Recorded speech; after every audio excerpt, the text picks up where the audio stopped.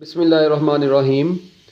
बच्चों, हमारा जो आज का टॉपिक है इसका नाम है हाइड्रोजन एमिशन स्पेक्ट्रम।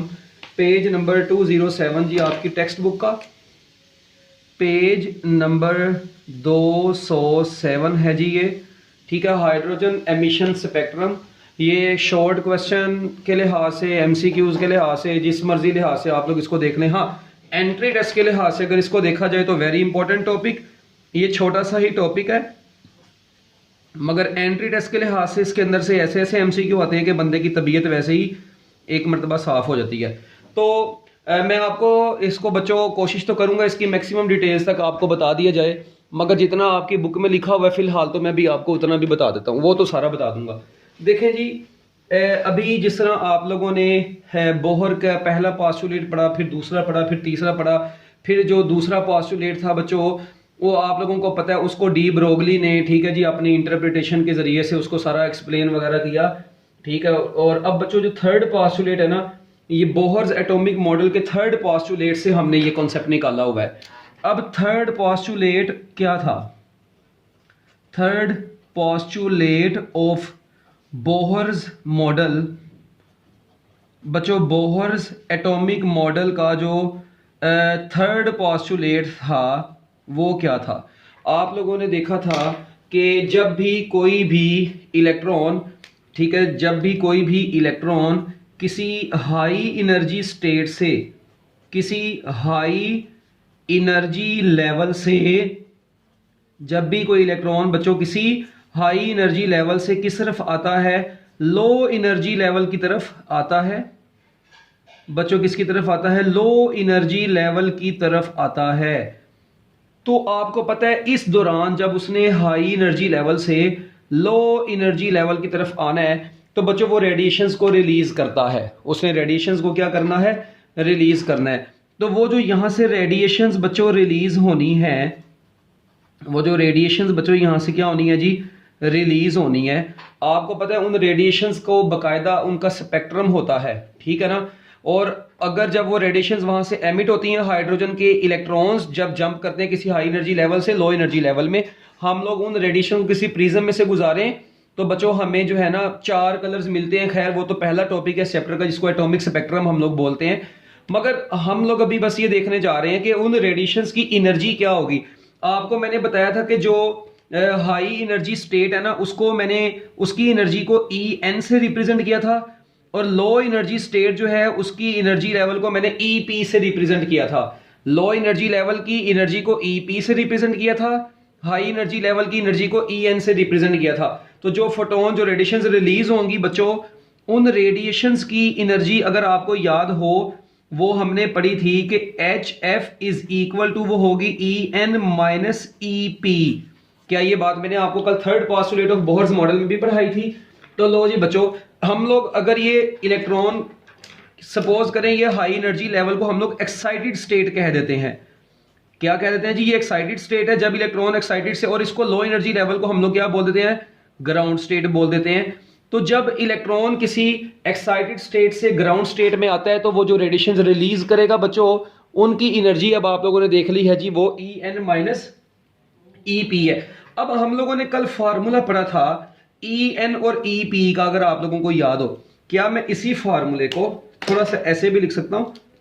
बल्कि इसको लिखने से पहले आप लोगों को याद होगा मैंने बताया था En is equal to minus E naught over N square, और EP किसके बराबर था? अगर आपको याद हो EP बराबर था minus E naught over P का स्क्वायर। ठीक है, और भाई ये देखो ना, N है energy level, N energy level है, यानी N और P दोनों एनर्जी लेवल को शो कर रहे हैं। तो ये लो को बस ये हाई को शो कर रहा है। तो मैं En को minus E naught over N square लिख सकता हूं, EP को मैं minus E naught over P square लिख सकता हूं। ठीक है, इन दोनों को आप लोगों ने पुट कर देना है बच्चों इस इक्वेशन में। ठीक है, तो अब मुझे बताओ जब आप लोग इसको पुट कर दोगे तो HF किसके बराबर आ जाएगा? बराबर आ जाएगा minus E naught over N square, और उसके बाद बच्चों यहां पर भी माइनस, और यहां पर आ गया minus E naught over P square. अब आप लोग यहां पर थोड़ा सा गौर करें, ये देखें यहां पर ये वाली वैल्यू आई है HF इज इक्वल टू, ये बन गया minus E naught over N square plus ई नोड ओवर पी स्केयर, ये बन गया यहां तक। मैं इसी को ये प्लस में हो गई, अब ये माइनस में, क्योंकि ये माइनस माइनस से मिलके प्लस हो गया। मैं इसी को ऐसे भी तो लिख सकता हूं, H F is equal to E node over P square minus E node over N square. क्या ख्याल है बच्चों, मैं ऐसे भी लिख सकता हूं। अच्छा, अब ये जो रेडिएशंस रिलीज हुई है ना, इन रेडिएशंस की वेवलेंथ क्या है, बेसिकली हम ये डिराइव करने जा रहे हैं कि what is wavelength of these radiations. Energy तो एच एफ है ना, वेवलेंथ उनकी क्या होगी। तो बच्चों अब मुझे ये बताएं, आपको पता है एफ जो होता है वो सी ओवर लंगड़ा होता है, तो ये बन गया एच सी ओवर लंगड़ा। क्या ख्याल है बच्चों, ये क्या बन गया, एच सी ओवर लेमडा। तो एच सी ओवर लेमडा हमारे पास यहां से आ जाएगा बच्चों किसके बराबर, ये ई नोड को मैं कॉमन ले लूं अगर आप लोगों की इजाजत हो, ना भी हो तो कोई बात नहीं, 1 over P square minus 1 over N square, ये आपके पास बच गया है। अब आप लोग देखें, आप लोगों ने तो वेवलेंथ निकालनी है उन रेडिएशंस की, जो हाइड्रोजन स्पेक्ट्रम एमिशन स्पेक्ट्रम से रेडिएशन रिलीज हो रही है, उनकी वेवलेंथ। तो बच्चों अब यहां से इसको नोट कर लिए, जल्दी जरा हैंड रेज कर लेना, मेरे ख्याल नोट कर ही लिया होगा सबने, अब इतना तो टाइम हो गया है। अच्छा, अब ये आप ये लेमडा निकालना है ना अकेला, ये एच सी को उधर ले जाएं। तो जब बच्चों आप लोग ये एच सी को उधर ले आओगे तो आपके पास ओवरऑल लेमडा बराबर आएगा किसके बच्चों, आपके पास लेमडा बराबर आ जाएगा लंगड़ा 1 over lambda is equal to 1 over lambda is equal to, ये देखें बच्चों यहां पर है E node divided by H C, और साथ में आ गया 1 ओवर पी का स्केयर माइनस 1 ओवर एन का स्केयर। ये आपके पास बच्चों वैल्यू आ गई है जी, 1 over lambda is equal to E node over H C 1 over P square minus 1 over N square. अब इसी में ये जो चीज थी ना इतनी सी, ये E node over C H C, इस E node divided by H C की जब कैलकुलेशन की गई, ठीक है, अब ई नोड आपको पता है वही 13.6 इलेक्ट्रॉन वोल्ट था, उसको जॉल में कन्वर्ट करेंगे 1.6 into 10 raise to power minus 19 से मल्टीप्लाई करवा के, डिवाइडेड बाय एच की जगह पर 6.63 into 10 raise to power minus 34 आ गया, और C 3 into 10 raise to power 8 आ गया। जब हम लोगों ने बच्चों ये पूरा कांस्टेंट है, इस कांस्टेंट को रेडबर्ग कांस्टेंट का नाम दिया जाता है, और ये हमने हाइड्रोजन के लिए किया है, तो साथ में बच्चों आर एच चाहिए, और यहां पर इस आर एच की जो वैल्यू आई ओवरऑल, वो वाली value 1.0974 into 10 raise to power 7 आई। अच्छा, अब देखें इसका यूनिट क्या है, ये बड़े अक्सर बच्चों का ना कंफ्यूज होते हैं कि सर जी इसका यूनिट, ओ भाई मेरी बात सुन, ये अगर आप लोग थोड़ा सा गौर करें, ये 1 ओवर लैम्डा है, इसका मतलब आपकी पूरी लेफ्ट हैंड साइड का यूनिट बन रहा है पर मीटर, तो ये P तो कोई यूनिट नहीं है, N का भी कोई यूनिट नहीं है, इसका मतलब E naught over H C का भी जो ओवरऑल यूनिट होगा वो पर मीटर ही होगा। वेरी इंपॉर्टेंट लाइन, ये अक्सर बच्चे यहां पर धोखा खाते हैं। तो बच्चों याद रखिएगा, रेडबर्ग कांस्टेंट, इस R को क्या बोला जाता है, रेडबर्ग कांस्टेंट इसको बोला जाता है, और इस रेडबर्ग कांस्टेंट के यूनिट्स भी आपको पता होने चाहिए, और बच्चों इसकी डायमेंशंस भी पता होने चाहिए।